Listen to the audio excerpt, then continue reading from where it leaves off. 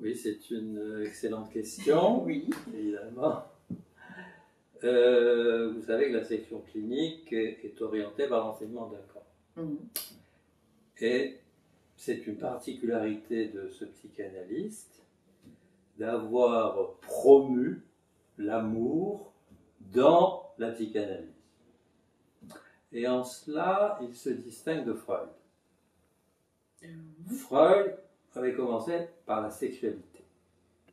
Le grand ouvrage de Freud, c'est ses 3 essais sur la théorie sexuelle, qui date de 1905.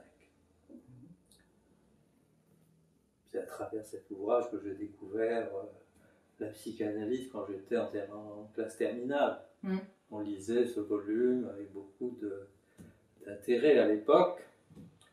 Alors Lacan, lui, commence son enseignement près d'un demi-siècle plus tard, en 1950, aux alentours des années 50. Et son point de départ est différent de celui de Freud. Parce que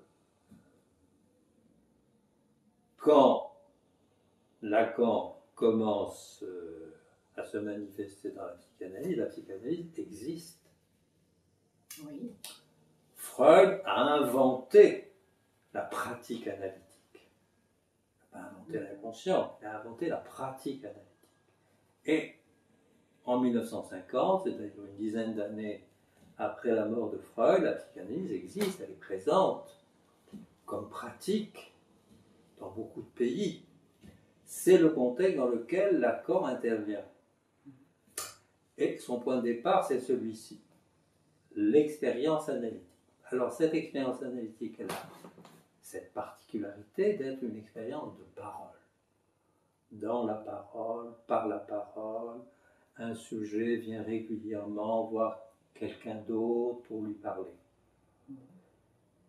Et quand on prend ce point de départ, qui est celui de l'expérience analytique, et que donc on inscrit la dimension de la parole au principe même de cette expérience, ce qu'on découvre, c'est que la dimension de l'amour est présente.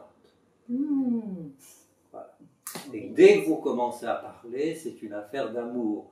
Même cette rencontre que nous avons ce matin, finalement, elle est portée par l'amour qui porte vers l'enseignement de Lacan, vers la psychanalyse, vers la découverte freudienne.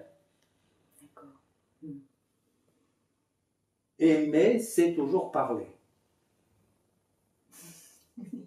Et parler, c'est toujours une forme d'amour. Vous demandez à ce qu'on vous parle, vous demandez à pouvoir parler, et à ce qu'on vous écoute, en tous les cas à ce qu'on vous laisse parler.